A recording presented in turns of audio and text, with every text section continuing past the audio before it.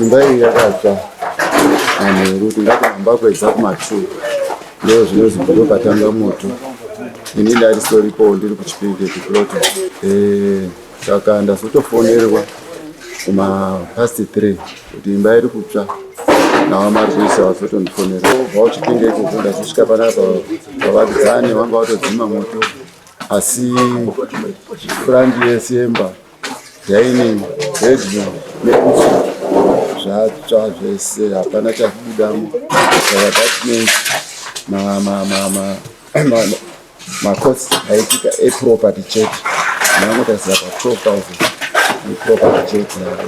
yatsva. Mwana wavo akauya manheru kumbano achiti ndine vanhu vari kundidzivirisa vari kuda kundiuraya ndobva ndamutenda unorara ndobva abva bvawe akatojamba panext imba yangu ndeimwe saka ajamba panext door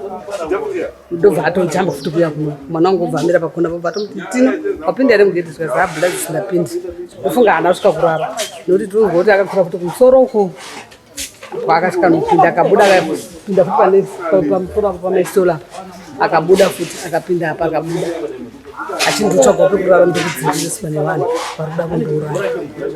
zvekuti kuma3 ndopandazoti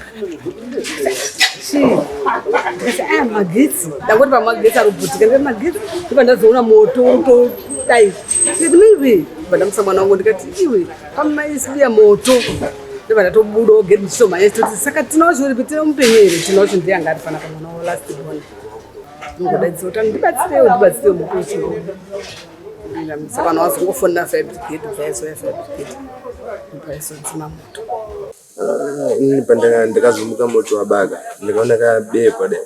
trouser randa ndakapfeka rairi nemaki nara mujaini ragadzikwa patebhuru